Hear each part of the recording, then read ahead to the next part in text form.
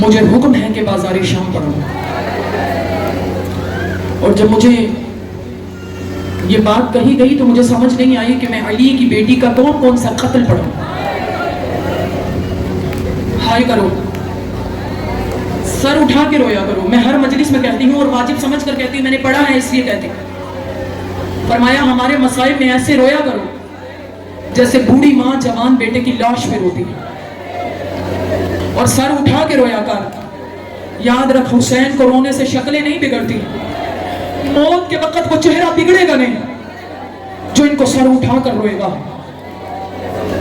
اور فرمایا ہمارے مسائل میں یوں منہ پہ رومال رکھ کے نہ رویا کرو، ہمارے مسائل میں ایسے رویا کرو جیسے وہ بوڑھی ماں جس کا کوئی آسرا نہ ہو، وہ اپنے جوان بیٹے کی لاش پہ روتی ہے۔ اللہ جانے سجاد کا کیسا کلیجہ تھا جو زندگی بھر رو رو کے کہتا رہا، الشام الشام الشام۔ میں مر جاتا لیکن اپنی پھوپھیوں ماں اور بہنوں کو شام کے بازار میں نہ لے کر جاتا۔ کچھ تو ہوا ہے نا شام کے بازار میں۔ عزادارو، حسین کے بعد دین بچا گئی علی کی بیٹی، ایک حسین کا بیمار بیٹا سجاد۔ ہائے کرو ہائے کرو ہائے کرو۔ اور ایک علی کی بیٹی زینب۔ تاریخ میں گر شام کا بازار نہ ہوتا، شبیر کا بیٹا کبھی بیمار رہا۔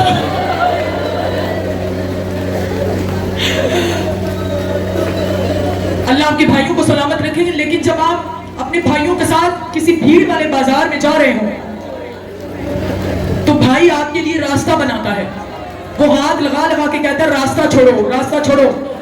جب جس کو ہاتھ لگایا جاتا ہے وہ پیچھے مڑ کر دیکھتے ہیں تو دیکھتے ہیں کہ بہنیں آ رہی ہیں، وہ خود بخود راستہ چھوڑتے ہیں۔ جس نے علی کی بیٹیوں کے لیے شام کے بازار میں راستہ بنانا تھا، اس کے ہاتھ زنجیروں سے بندھے ہوئے تھے، وہ رو رو کے شام کے بازار میں کہتا رہا، او لوگوں علی کی بیٹیاں، او لوگوں علی کی بیٹیاں آ رہی ہے، راستہ چھوڑو۔ عزادارو، حسین کا کٹا ہوا سر سجاد نے دیکھا۔ او مومنہ، اگر رونا نہیں آتا تو سر نیچے جھکا، اللہ جانے کس کے کونے میں بطول پرسہ لینے کے لیے آئی ہو۔ جو شیعہ بیٹھی ہو وہ سر اٹھا کے رو، ماتم کرو جن کے مذہب میں ماتم جائز ہے۔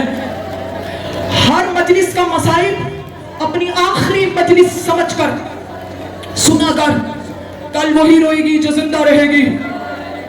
تیرا 8واں امام امام علی رضا فرماتے ہیں قیامت کے دن ہر آنکھ روئے گی، وہ آنکھ نہیں روئے گی جو دنیا میں میرے دادا حسین کو روتی رہی۔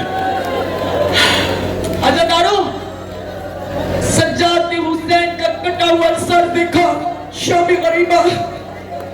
سجاد رویا ہے پر خون نہیں رویا۔ زینب جیسی ماں کو بغیر چادر کی زندگی میں پہلی مرتبہ دیکھا۔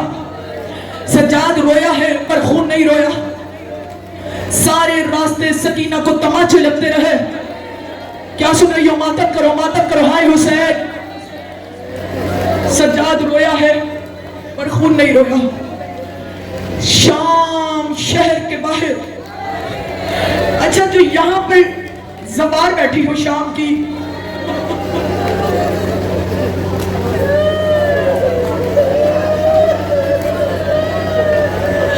بیٹھ کر کے رو۔ مجھے اس بات کی گواہی دینا جو نہیں بیٹھی اللہ انہیں زیارت کروائے، مجھے بتا آج بھی شام کے بازاروں کا ماحول اتنا نجس ہے کہ کوئی شریف عورت وہاں سے نہیں گزر سکتی۔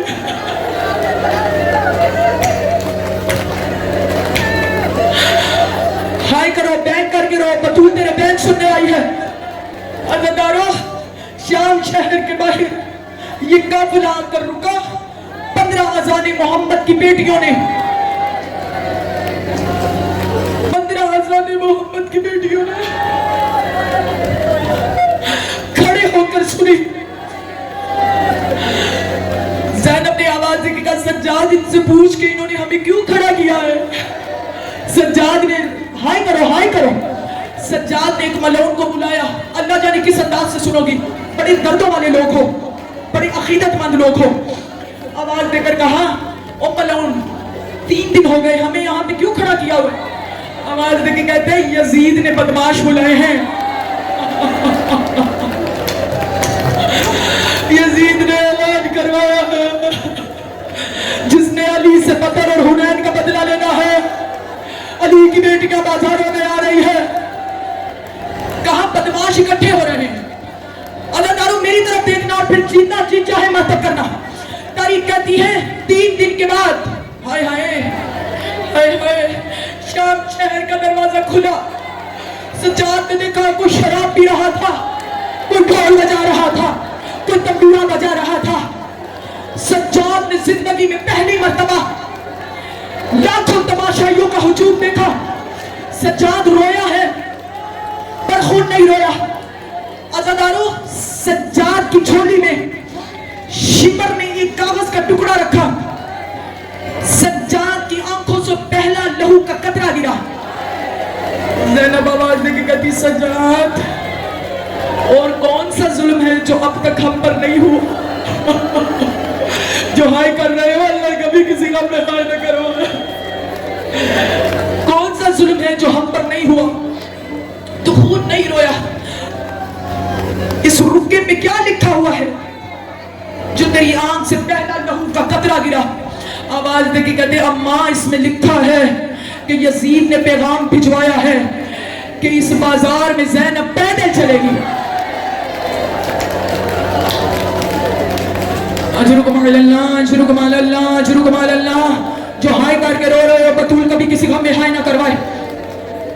عزادارو, تاریخ کہتی شام کی ملونہ عورتوں نے جس کے ہاتھ میں گرم پانی تھا اس نے گرم پانی بطول زادیوں پہ پھینکا. جس کے ہاتھ میں پتھر تھے انہوں نے پتھر علی کی بیٹیوں پہ پھینکے. تیرا چوتھا امام روایت کرتا ہے جب ہم نے شام کا بازار عبور کیا, جب میری پھپھیے مائیں بہنیں ایک دیوار کے ساتھ جا کر لگی تو میں نہیں پہچان سکا ان میں زینب کون ہے, ان میں کلثوم کون ہے, ان میں رباب کون ہے. زخمی تھی قرآن کی آیتیں. ماتم ماتم زخمی ہو گئی علی کی بیٹیاں. 6 مہینے کے بعد شام شہر میں ایک تاجر آیا. اس نے دکانداروں سے پوچھا مجھے بتاؤ کلمہ محمد کا پڑھتے ہو؟ ہاں. کہاں جانور چھتوں پہ ذبح کرتے ہو؟ کہا کیوں؟ کہا دیواروں پہ خون کے نشان کیسے ہیں؟ کیا سن رہی ہو؟ ماتم کرو. یہ پچھلے ہر مستور سے نہیں اپیل ہے ماتم کی. ماتم کرو, ہائے کر کرو. کہا دیواروں پہ خون کے نشان کیسے ہیں؟ کہا 6 مہینے پہلے ایک غریب کی بہنیں یہاں سے گزری تھی, شام کی عورتوں نے اتنے پتھر برسائے تھے. سجاد آواز دے کے کہتے میں وہ وقت کبھی نہیں بھلا سکتا جب پچھلے بدماش روک نہیں رہے تھے, اگلے بدماش راستہ نہیں دے رہے تھے. میری طرف دیکھنا اور جی بھر کے ماتم کرنا. ایک ملونہ عورت جس نے چکی کا پاٹ اٹھایا ہوا تھا,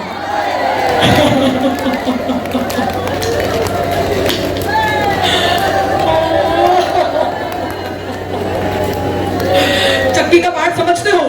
یہ میری بزرگ ماں کہ کتنا وزنی ہوتا ہے. اس نے اٹھایا ہوا تھا اور ساتھ والی مزدور نے پوچھا کہ تو نے کس مزدور کو مارنا ہے؟ کیا سن رہے ہو؟ ماتم کرو جو ابھی تک نہیں رہی. تو نے کس مزدور کو مارنا ہے؟ اس نے اصغر کی ماں رباب کی طرف اشارہ کیا.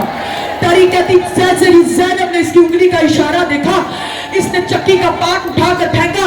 زینب رباب کے آگے آئی, زینب کے بازو پر چکی کا پاٹ لگا. آواز دے کے کہتی حسین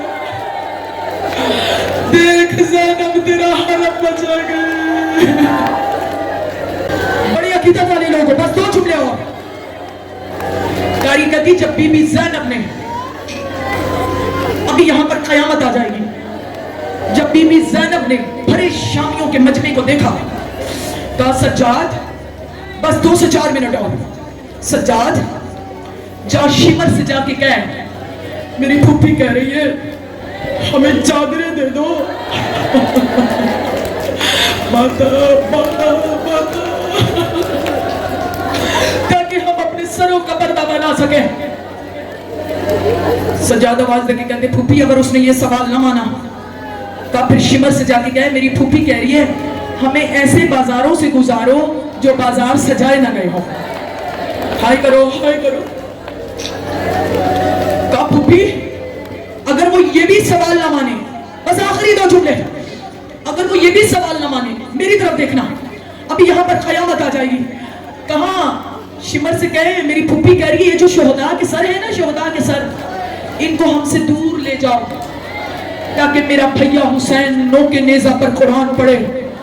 جو بدماش ہمارے گرد جمع ہے وہ حسین کے گرد جمع ہو جائے گی، میرا مردہ بچ جائے گا.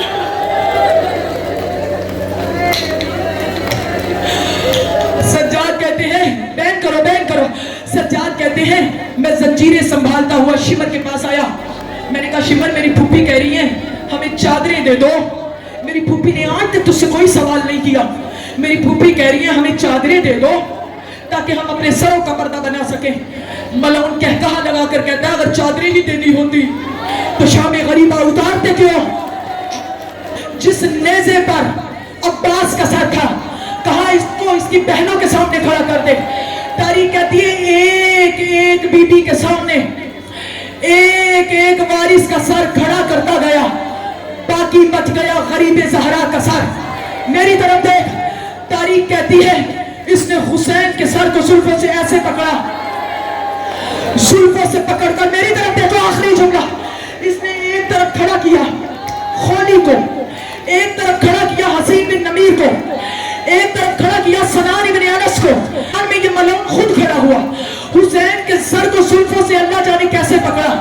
حسین کے سر کو زلفوں سے پکڑ کر حسین کا سر خولی کی طرف اچھالا. خولی نے حسین کا سر سنان بن انس کی طرف اچھالا. سنان بن انس نے حسین کا سر حسین بن نمیر کی طرف اچھالا.